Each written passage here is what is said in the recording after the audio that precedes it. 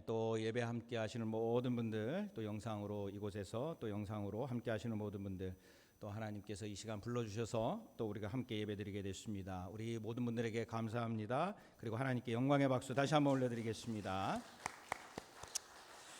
잠깐 기도하시겠습니다.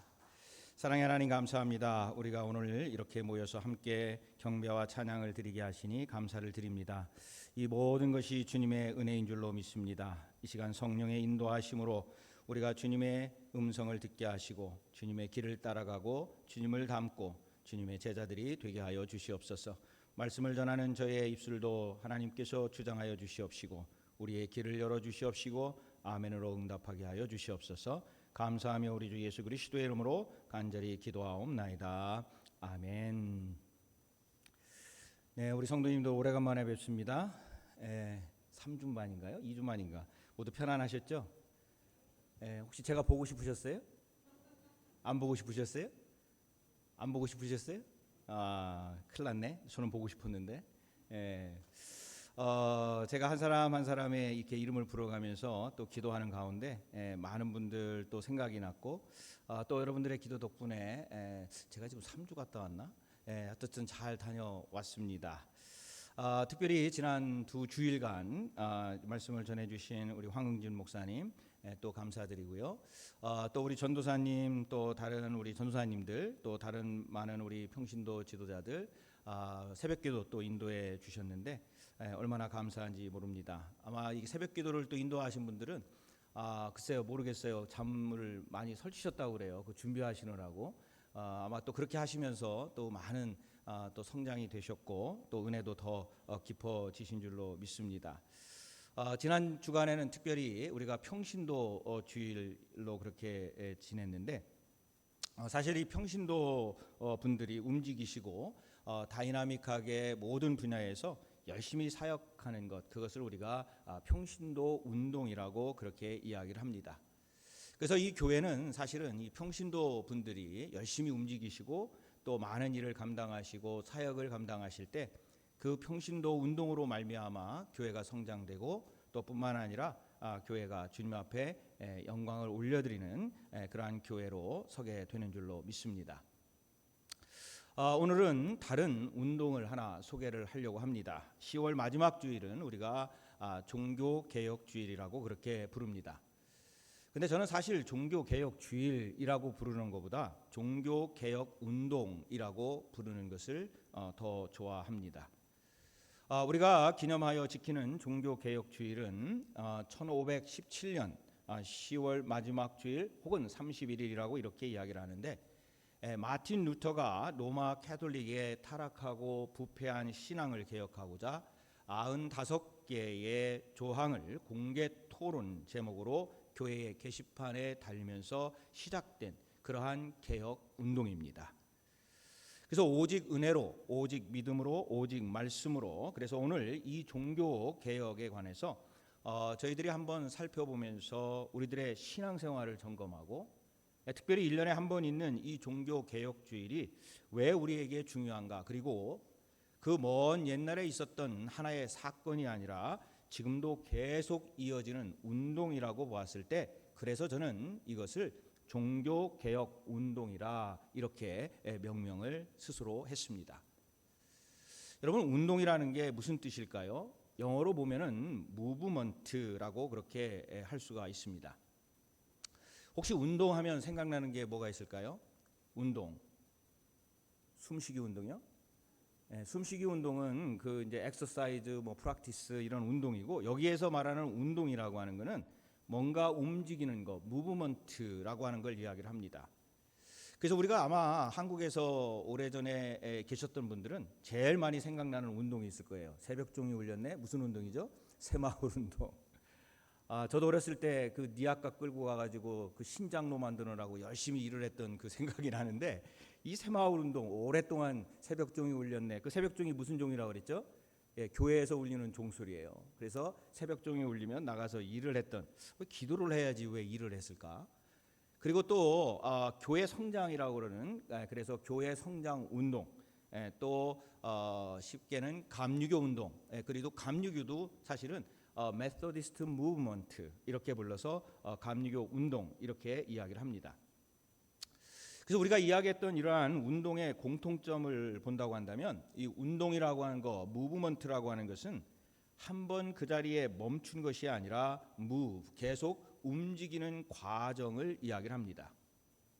그래서 어떤 것에서 시작이 되어서 어떤 과정을 거쳐가지고 이 운동, 무브먼트라고 하는 것은 무엇인가 결과물을 가져오게 하는 것이 바로 이 운동의 특징이요 공통된 부분입니다.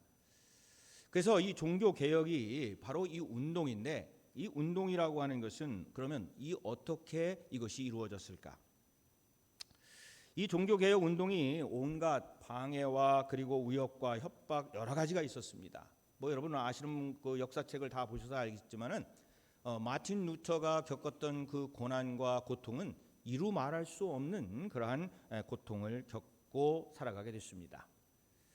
자, 그러면서 이제 그 이후로 생겨난 것이 프로테스탄트, 즉 우리가 이야기하는 개신교라고 하는 것이 생기게 됩니다. 그냥 우리가 개신교를 만들어야지, 뭔가 이러한 교단을 만들어야지라고 해서 만든 것이 아니라 이러한 운동들이 계속 되다가 신앙의 열매로 진정으로 처음 외쳤던 루터가 외쳤던 그러한 개혁의 신앙이 이제 여기저기에서 열매를 맺게 된 것이 바로 개신교라고 하는 겁니다. 자, 그럼 오늘 이 시간에는 우리 자신들이 우리의 신앙을 점검하고 개혁하면서 우리는 어떠한 마음으로 은혜를 받으면서 이 종교 개혁 운동에 동참해야 될 것인가? 특별히 16세기에 있었던 이 종교 개혁 운동들이 지금 21세기를 살아가고 있는데 우리는 어떠한 일들을 감당하며 그 일들을 우리가 짊어지고 또 함께 할 수 있을까? 또 무슨 의미가 있을까? 이것을 살펴보면 우리가 나아가야 될 길을 알 수가 있습니다. 자, 먼저 종교 개혁은 간단합니다. 우리가 이 신앙생활을 하면서 종교 개혁 운동이라고 하는데 너무 거창한 말이고 사실은 간단한데 첫 번째는 뭐냐면 하나님의 말씀인 성경으로 돌아가자라고 하는 운동이에요. 성경 중심의 신앙, 성경 중심의 삶을 사는 것이 바로 이 종교개혁 운동의 시작이고 끝이라고 해도 과언이 아닙니다. 자, 그러면 그 당시에는 성경 중심으로 하지 않았느냐? 그렇다는 거죠. 당시에 로마 캐톨릭은 성경의 권위보다도 그 교권의 권위가 더 힘이 있었고 그리고 그 성경보다도 더 중요하게 생각했던 것이 전통이라고 하는 그 많은 것들을 그들은 더 깊게 그리고 중요하게 생각을 했습니다. 그래서 성경이 신앙의 중심이 돼야 되는데 성경이 신앙의 생활의 중심이 되지 못하고 그 조상들이 무엇을 했고 교리가 어떻고 라고 하면서 거기에 중심을 두고 자꾸 성경보다도 위에 그 권위를 두면서 살아갔던 시절이 있었습니다. 그래서 성경은 뒷전으로 미루어놓게 되고 교권의 교리를 앞세우고 별 이상한 일들을 많이 했어요. 아마 여러분도 많이 들으셨겠지만은 그 중에 하나가 뭐냐면 대표적으로 면죄부를 판매했다 하는 겁니다. 자, 그럼 이 면죄부라고 하신 것이 무엇이냐?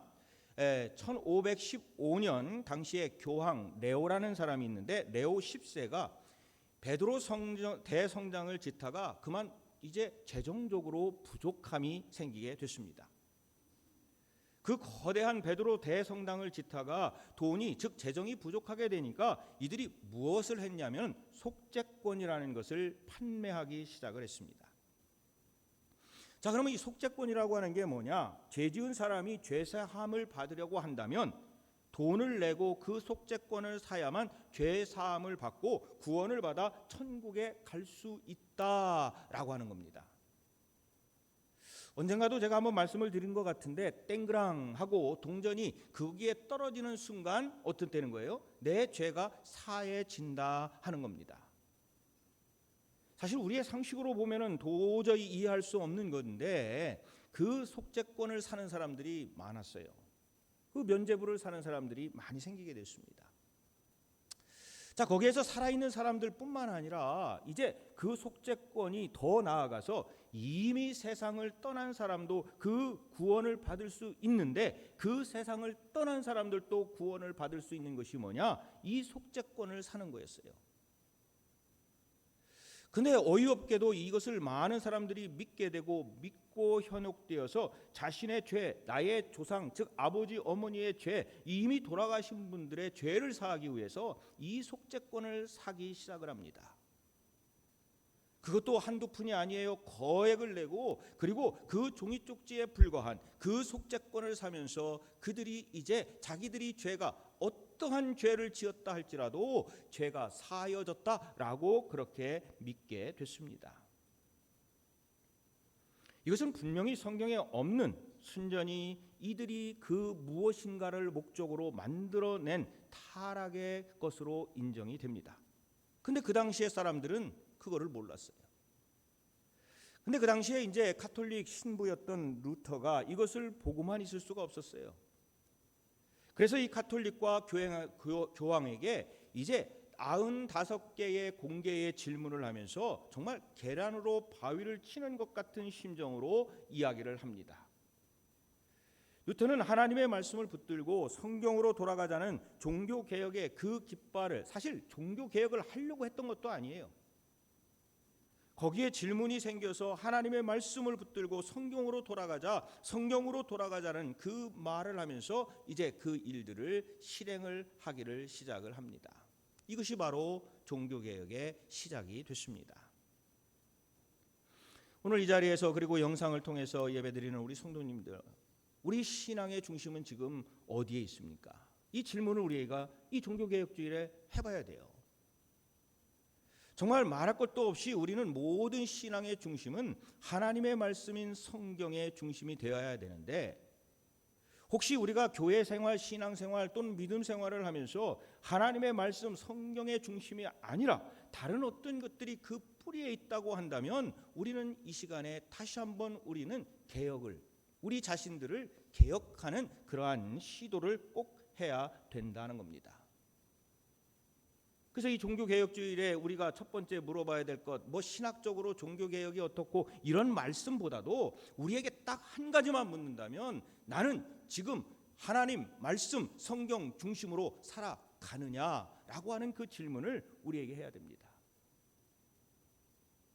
하나님의 말씀은요, 살아있는 말씀이고 그에게는 원동력이 있고 능력이 있는 거예요. 하나님의 말씀은 생명이요, 진리요, 그리고 능력이요, 축복인 거예요. 그래서 우리는 하나님의 성경, 그 하나님의 말씀에 순종하고 살고 있느냐? 만약에 그렇지 않다면 오늘 이 시간에 우리는 결단을 해야 되겠죠? 하나님, 제가 주님의 말씀 따라 살기를 원합니다. 성경으로 돌아가기를 원합니다. 예수 그리스도의 복음을 믿고 그 예수 그리스도의 복음 안에서 우리가 살아가기를 원합니다. 제일 먼저 이 종교개혁주일에 하나님의 말씀 속에서 살아가시는 저와 우리 모든 성도님들이 되시기를 주님의 이름으로 간절히 축원을 드립니다. 그리고 다음으로 종교개혁은요, 또 간단합니다. 오직 믿음으로예요. 오직 믿음으로. 아까 3개의 말씀을 드렸는데 그 중에 오늘 좀 집중적으로 말씀드릴 것은 오직 믿음으로만 의롭게 될 수 있다는 그것을 확신하는 운동이 종교개혁 운동입니다. 인간이 하나님 앞에서 의로워질 수 있는 길은요, 오직 주 예수 그리스도를 나의 주님으로 믿고 그 믿음으로 말미암아 내가 의롭게 되었다라고 하는 확신을 갖는 것, 거기서부터 시작이 돼요. 자, 그러면 당시에는 그렇지 않았느냐? 그렇지 않았어요. 당시에 가톨릭 교리는 인간의 선행으로 구원을 받았다. 아까 이야기했던 것처럼 면죄부를 산다든가 다른 어떤 것을 하기 위해서, 그것의 구원을 받기 위해서는 다른 어떤 것을 실행해야 된다 그랬습니다. 그래서 고행이라고 하는 것, 또는 자신의 몸을 스스로 괴롭히는 것, 면죄부를 돈을 주고 사는 것, 높은 계단을 무릎으로 기어 올라가는 것, 이러한 것들을 통해서 자기의 죄가 사하여지고 그리고 그들이 구원받는다라고 하는 그러한 일들이 그 당시에 있었다 하는 거예요. 근데 이 루터가 생각할 때 기도하면서 그런 거예요. 아니, 물론 선행을 하는 것, 그리고 그것을 실천하는 것은 좋은 것인데 그것이 구원을 받기 위한 필수적인 요소인가? 우리는 구원이라고 하는 것, 바로 성경에서 가르치는 것은 이것이 아닌데 왜 이렇게 하는 것인가 하면서 그가 로마서를 읽으면서 말씀을 붙들고 실험하기 시작을 한 거예요. 인간이 의롭게 되는 것은 자기가 계단을 무릎으로 올라가서 자기가 무슨 수행을 하고 고행을 하고 면죄부를 사고 돈으로 그것을 사는 것이 아니라 오직 믿음으로 살리라, 의롭게 되리라고 하는 그 로마서의 말씀이 이 바로 루터의 마음에 꽉 들어차기 시작을 했어요. 로마서 1장 17절입니다. 오늘 읽은 말씀인데요. 우리 한번 같이 읽습니다. 시작. 복음에는 하나님의 의가 나타나서 믿음으로 믿음에 이르게 하나니 기록된 바 오직 의인은 믿음으로 말미암아 살리라. 오직 의인은 믿음으로 말미암아 살리라. 아마 우리 성도님들께서도 그런 경험이 있으실 텐데 성경을 읽다 보면요, 어떤 구절과 단어가 확 크게 보일 때가 있어요. 완전히 그 단어가 내 눈에 확 들어올 때가 있는데 아마 루터가 분명히 그랬을 것 같아요. 이 사람이 로마서를 뭐 한두 번 읽었겠습니까? 근데 이때에 이 글자가 크게 들어온 거예요. 오직 의인은 믿음으로 말미암아 살리라. 이 말씀이 그에게 확 와닿은 거예요. 그래, 그러한 어떤 것이 아니라 오직 예수 그리스도를 믿는 그 믿음으로 말미암아 내가 구원을 받게 되는구나. 바로 이것이요, 우리 기독교와 다른 타 종교와의 다른 가장 큰 이유 중에 하나가 바로 이 구원론입니다. 타 종교들은 인간의 노력이나 공로가 가능하다고 그래요. 그래서 뭐 그런 거 있잖아요. 다른 종교라 말씀은 못 드리겠고. 그런데 인간의 수행이나 공로로 구원을 가능할까? 이거는 아니라는 거예요. 기독교에서 이야기하는 오직 주님, 오직 예수 그리스도, 그를 믿는 믿음으로 말미암아 우리는 의인이 되고 구원을 받는다. 그래서 뭐예요? 길이요 진리요 생명이신 예수 그리스도를 통하여, 그 믿음으로 통하여 우리는 의인이 되고 구원을 받는다. 이것이 바로 우리가 알고 있는 기독교의 구원론입니다. 루터가 이야기하면서 이러한 것을 이제 이야기를 합니다. 그러니까 우리가 지금 종교개혁주의를 맞이해서 가장 우리가 느껴야 될 건 뭐냐? 나에게 그런 믿음이 있느냐는 거예요. 나에게 그런 믿음이 있느냐는 거예요. 우리가 오늘 예배를 드리고 우리가 예배를 드리면서 하나님을 찬양하는데 우리가 예수 그리스도를 통하여 내가 구원을 받는 그러한 믿음과 확신이 나에게 있는가라고 하는 겁니다. 그래서 오늘 꼭 이러한 질문을 자기 자신에게 꼭 해보시기를 바랍니다. 믿음으로 내가 의인이 되었는가? 만약에 그렇지 않다면 나는 어떠한 믿음으로 그 하나님의, 그 예수 그리스도의 복음을 받아들여서 약속된 축복을 받고 구원받는 삶, 구원된 삶을 살아갈 수 있을까? 오직 예수 그리스도를 믿음으로. 그러면서 우리가 종교개혁 운동의 또 하나 가장 중요한 것은 우리 모든 성도들은 모두가 다 하나님 앞에 제사장이라는 그러한 신앙 운동입니다. 좀 생소하실지도 모르겠어요. 이거를 일컬어서 만인 제사장론이라고 이렇게 이야기를 하는데 아마 들어보신 분도 있고요. 구약 시대에는요, 이 대제사장을 통해서, 그 제사장만을 통해서 하나님 앞에 나아갈 수 있다 그랬어요. 그리고 마틴 루터가 있었을 당시에도 성경은 일반인들이 읽는 성경이 아니라 오직 신부만이 그것을 읽고 해석해 줄 수 있는 그러한 권한을 가졌어요. 근데 우리가 아는 바와 같이 예수님께서 친히 영원한 제사장이 되어서 하나님과 사람들 사이에 묶어놓았던 그 회장을 쫙 찢어버리시고, 그리고 우리 모두가 예수 그리스도를 믿음으로 말미암아 우리가 누구한테 나아갈 수 있게 됐느냐? 하나님 앞에 나아갈 수가 있게 됐습니다. 그것이 뭐예요? 만인 제사장론이에요. 자, 그러면 그 말씀이 어디에 있을까? 베드로전서 2장 5절에 이런 말씀이 있습니다. 너희는 산 돌같이 신령한 집으로 세워지고 예수 그리스도로 말미암아 하나님이 기쁘게 받으실 신령한 제사를 드릴 뭐라고 그랬습니까? 거룩한 제사장이 될지어다. 자, 이것을 좀 풀어서 이야기하면 이런 겁니다. 우리 한 사람 한 사람이 모두가 다 하나님의 관계 속에서 그 하나님 앞에 나아가 직접 하나님께 나의 죄를 사함을 받을 수 있고 내가 내 죄의 회개를 할 수 있어요. 근데 옛날에는 어떻게 했습니까? 그렇지 아니하고 그 중간에 누가 있었어요. 가서 고해성사도 해야 되고 뭐를 해야 돼서 그 용서를 받기 위해서는 내 자신이 아니라 누군가를 통해서 그분의 입을 통해서 그것이 이루어지는 그러한 과정을 겪었어요. 근데 우리가 지금 이 예수님께서 이미 그러한 벽을 다 하셨기 때문에 우리가 그런 것을 거치지 아니하고 직접 우리가 하나님 앞에 나아가서 우리의 죄를 사하여 달라고 고할 수가 있다 하는 겁니다. 아마도 지금 우리 성도님들 계시는데 저한테 와서 아이고 내가 이런 일을 죄를 졌습니다. 저 목사님 저한테 와서 내가 이런 죄를 졌습니다. 목사님 이거 하나님께 용서해 달라고 좀 구해 주십시오 하는 분 아무도 없어요. 왜 그렇습니까? 우리는 이미 저나 다른 분한테 찾아갈 필요가 없이 바로 성도님들 자신과 우리 자신과 믿는 이들 자신이 하나님과의 관계 속에서 그 하나님께 나아가 나의 죄를 자복하고 예수 그리스도의 보혈로 용서함을 받을 수 있기 때문입니다. 우리는 주체적으로 그 일을 할 수가 있어요. 자, 예배를 드리는 것도 마찬가지예요. 예배를 집례하는 목회자가 있지요. 그리고 성도님들 한 분 한 분이 하나님께 마음과 뜻과 정성을 다해서 예배를 드리는 거예요. 제가 한국에 있을 때 어떤 공연을 갔는데요. 이 공연은 제가 관람을 하는 거더라고요. 관람. 그러니까 저는 거기에 가가지고요. 그냥 돈 내고 앉아 있으면 돼요. 제가 그것을 기쁨을 뭐 하든 뭐 거기에서 동조를 하든 그거는 제 뜻이에요. 근데 이 예배는 공연도 아니고 영화 관람도 아니고 오페라 관람도 아니에요. 여러분들이 우리가 성도들이 돈을 내고 와서 내가 그냥 좋은 말씀 듣고 내가 그냥 가는 그런 강연도 아니에요. 내가 오늘 목사님이 무슨 말씀을 하셨나, 나한테 도움이 되나 안 되나 이거를 체크하기 위해서 오는 것도 아니에요.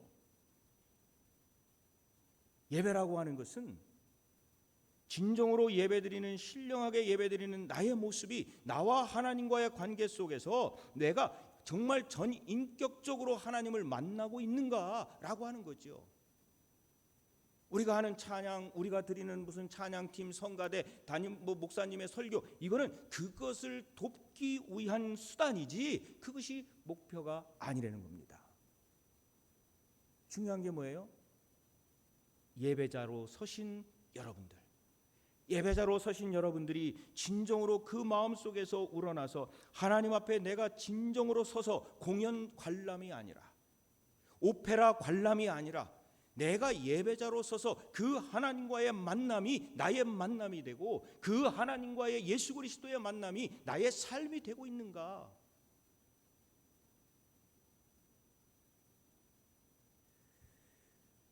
올해로 종교개혁이 507주년이 됩니다. 저도 한국에 있을 때 또 여기 와서 보니까 사실 종교개혁이 교회에 필요한 것도 사실인 것 같아요. 뭐 요즘 여러 가지로 지금 한국에서는 10월 27일 날 광화문에서 엄청난 무언가를 했잖아요. 물론 거기에도 찬반이 있습니다만은 어떤 교권주의, 자기 중심 신앙 그리고 또 기복 신앙이라든가 많은 분파주의, 형식주의 정말 개혁해야 될 부분이 어마어마하게 많은 것도 사실입니다.